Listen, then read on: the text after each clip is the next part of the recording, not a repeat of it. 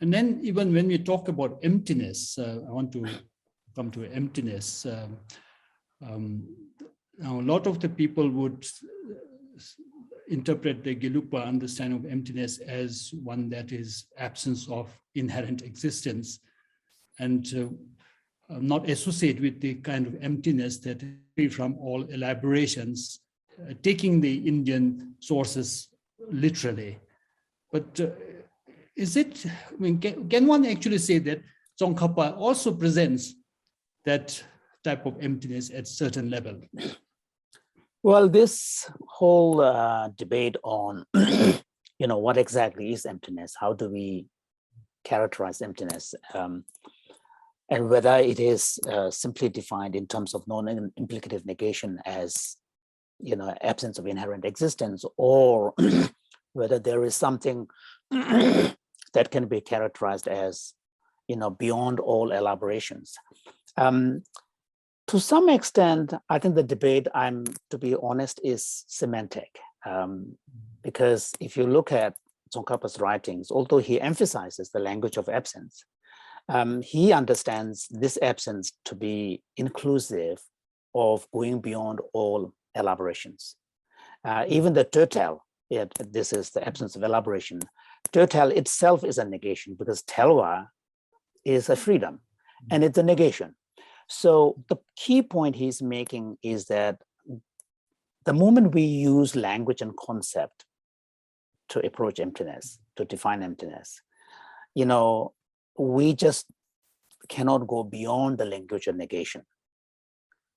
And also this is where, because, one of the things Tsongkhapa's critics don't fully appreciate is what is meant by the absence of inherent existence. Because some of his critics often take an example of absence of non-implicative negation as, for example, like absence of elephant in the room. And because elephant is identified, so absence of an elephant in the room is simply a negation, they take that as a paradigmatic example and then apply it to Tsongkhapa's understanding of emptiness. Whereas Tsongkhapa is essentially saying that those who approach emptiness through analytic method, our task is to, go ever deeper into removing the layers and layers of superimposition. So what it is empty of, what it is absence of, that is in concept of inherent existence, identifying that, understanding that, what it means for things if they were to be intrinsically real. So the absence of intrinsic existence in a language is similar to absence of elephant in the room, but that similarity is purely at the linguistic level. In one context, it's a simple negation of elephant in the room, but in another context, it's a negation of projected inherent existence onto reality, which assumption of which is very deep. So in other words, even to understand fully what Tsongkhapa means by absence of inherent existence, one has to really go beyond all elaborations, because any conceptual elaboration cannot be, compatible with emptiness. So I think to some extent, the debate is semantic. Now, if from Tsongkhapa's point of view, if the absence of elaboration is, beyond negation, then Tsongkhapa would argue that there is a danger of reifying something in an affirmative sense. And the moment you reify something in an affirmative sense, then the inherent existence sneaks in from a backdoor, if you want. So I think it's a more complicated debate, and that's why, for example, like Jinpa, who actually criticized some of aspects of Tsongkhapa's philosophy of emptiness, but actually admits that the logical structure of emptiness is best captured by mere negation. Jinpa actually explicitly states this. And then similarly in Thupten, who was also a vehement critic of Tsongkhapa, actually says that if you take the Prasangika literature as your ultimate final definition of emptiness, then the logical structure of emptiness is via, mere negation. So I think it's a bit more complex, debate. But if we take it from the perspective of the experience of emptiness or realization of emptiness, sure. Often the understanding is that the Gelug understanding is there has to be a cognitive sort of perception or realization of something, as in there is an objectification, whereas you have the other schools that are often attacking the Gelug position, saying that your mind actually is free from any kind of apprehension and fixation, no mikpa. Yeah.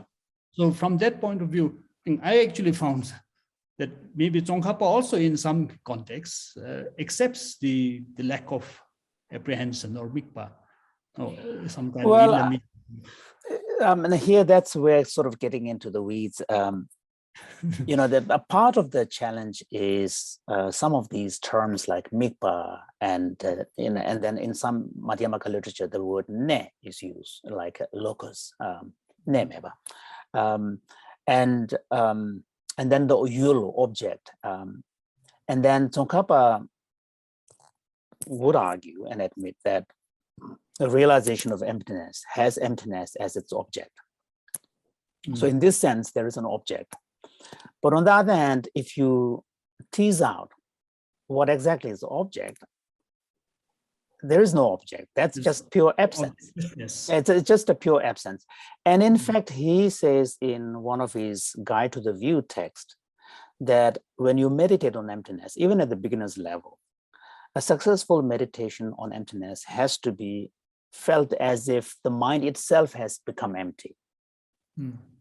Because otherwise, if there is a separation between mind and emptiness, then it becomes tonyi yangcheto. So it's like the emptiness becomes something out there. So he is actually, he doesn't emphasize the language of no object, but because he wants to maintain the logical character of the subjective experience. But he says from a phenomenological perspective, from the perspective of the person who's actually meditating on emptiness, then there has to be a fusion of the meditating mind and emptiness, and there should not be any separation. So he's, the difference isn't that great, but where Tsongkhapa is important is that he's very careful about language. He's really very, very careful about language, and he also wants to flesh out all the details, but experientially he admits, he recognizes that the real experience of emptiness has to take the form of mind itself becoming empty, it becoming almost as if it's fused. He says sim mikpa la shupa tabo, so tongbanyi la shupa tabo.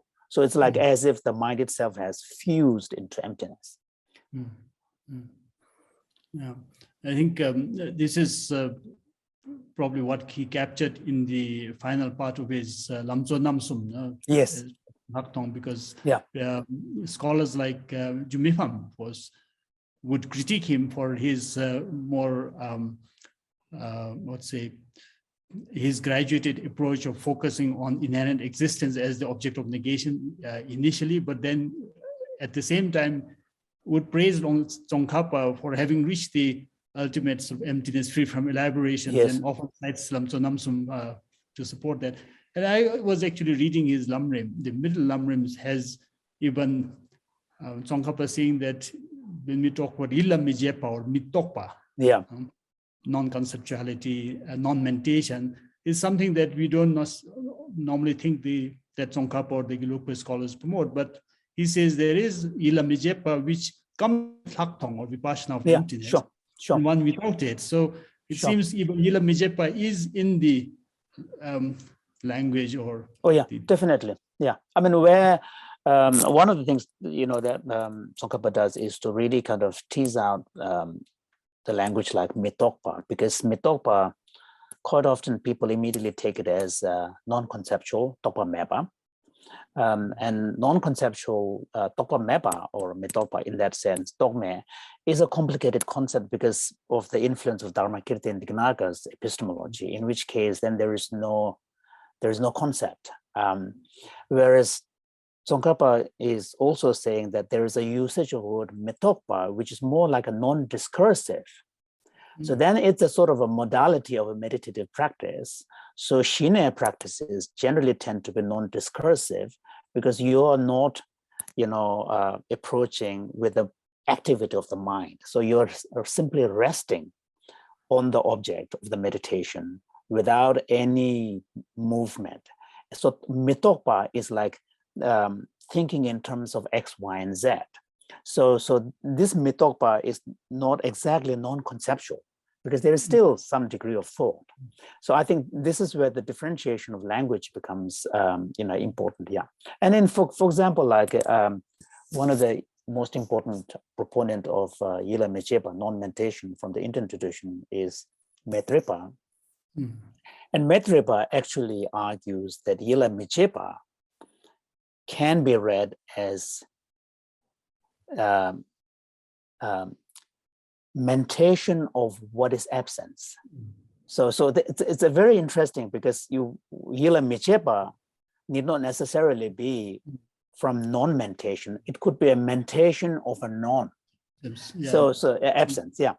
Yeah, I think he works on the term amanasikara. Exactly, amanasikara, It's manasikara of Exactly. So yeah.